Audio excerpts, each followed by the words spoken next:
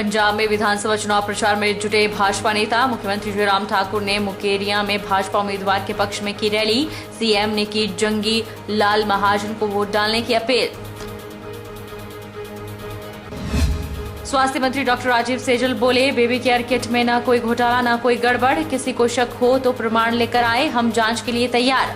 अटल आशीर्वाद योजना के तहत किट की जा रही है प्रदान। हिमाचल मेडिकल एसोसिएशन की पेन डाउन स्ट्राइक जारी। प्रदेश भर के अस्पताल में 2 घंटे ओपीडी रही बंद, रोगी परेशान। डॉक्टर की मांग, पंजाब की तर्ज पर मिले वेतन और भत्ते। 1 सप्ताह तक रोजाना होगी पेन डाउन।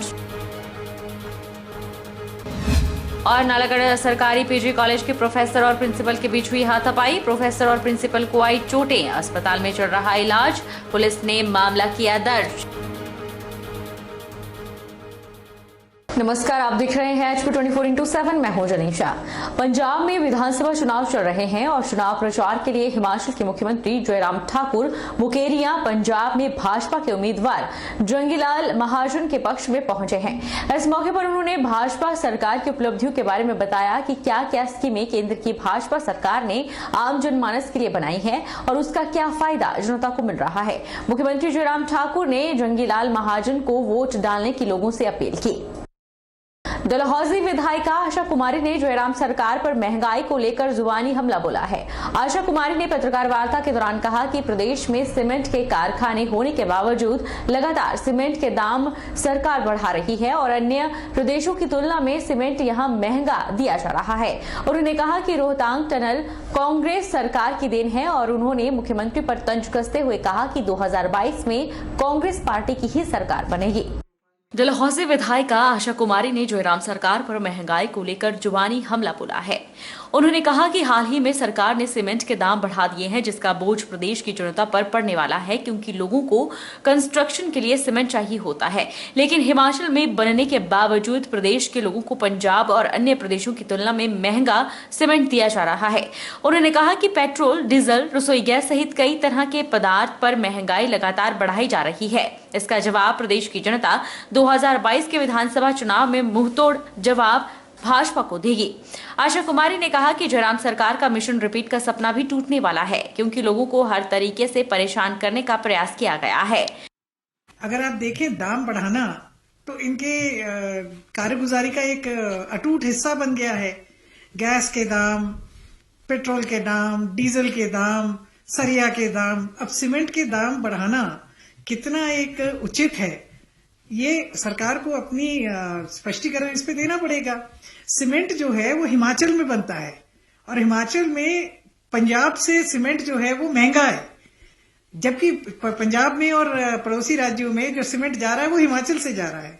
तो बजाय इस तरह की कोई पॉलिसी लाने के लिए जिससे कि हिमाचल प्रदेश में सीमेंट के दाम सस्ते हों, वो पॉलिसी तो ये लाए नहीं, जिसकी हम बड़ी देर से इनसे मांग कर रहे हैं कि हिमाचल सरकार कोई ऐसी पॉलिसी बनाए जिससे सीमेंट के दाम जो है इस तरह से निर्धारित हों कि पड़ोसी राज्यों से कम कुछ कम दाम यहाँ हो।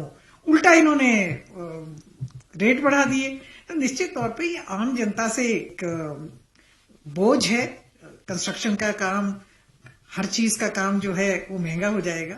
मैं नहीं समझती कि ये उचित है और इनको ये तुरंत स्वास्थ्य मंत्री राजीव सैजल ने सोलन में कहा है कि बेबी केयर किट में कोई घोटाला नहीं है। नियमों को ध्यान में रखते हुए अटल आशीर्वाद योजना के तहत प्रदेश में जच्चा बच्चा को बेबी केयर किट प्रदान की जा रही है।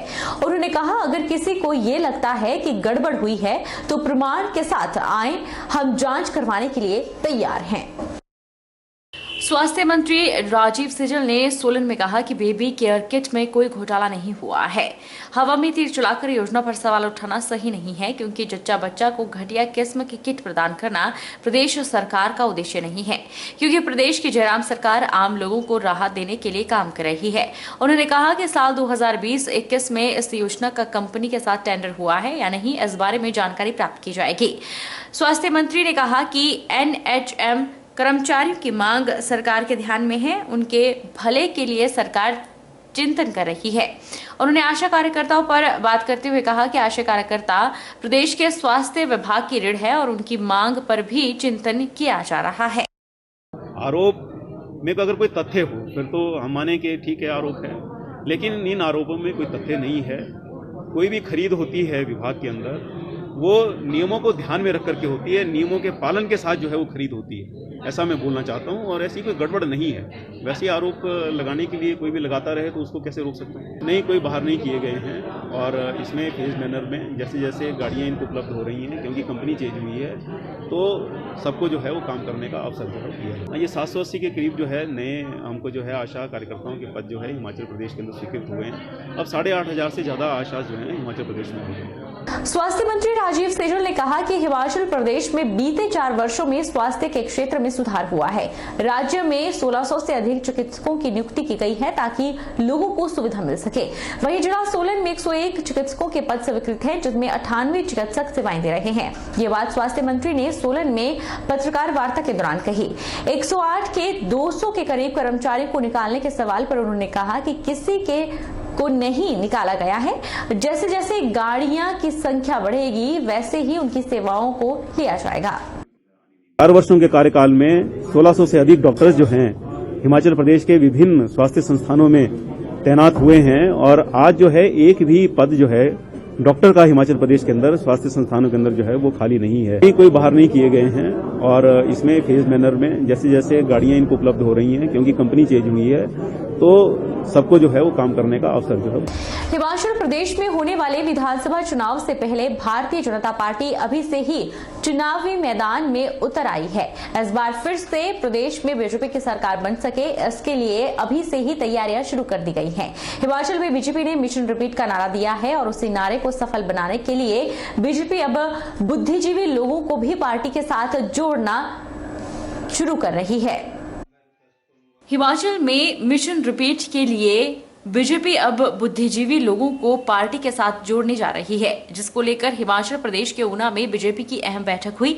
यह बैठक बुद्धिजीवी प्रकोष्ठ को लेकर रखी गई। इस बैठक में पार्टी के पदाधिकारियों सहित हिमाचल वित्त आयोग के अध्यक्ष सतपाल सत्ती ने भी शिरकत की। सतपाल सत्ती की माने तो बुद्धिजीवी प्रकोष्ठ को लेकर यह बैठक रखी गई है ताकि गांव और शहरों में जो भी बुद्धिजीवी लोग हैं उनको पार्टी की विचारधारा से जोड़ा जाएगा। हर बूथ स्तर पर 5 से 7 बुद्धिजीवी लोगों को जोड़ने का अभियान चलाया गया है ताकि वह पार्टी द्वारा किए जा रहे कार्यों और विकासों के कामों को आम लोगों तक पहुंचा सके। इसका मुख्य मकसद यही है कि जो समाज के प्रतिष्ठित लोग हैं, पढ़े लिखे लोग हैं, अलग अलग डिपार्टमेंट से रिटायर हुए हैं, वो घर में बैठ करके पार्टी का कैसे सहयोग कर सकते हैं, पार्टी की विचारधारा को लोगों तक कैसे पहुंचा सकते हैं, उसके ऊपर आज चर्चा हुई है।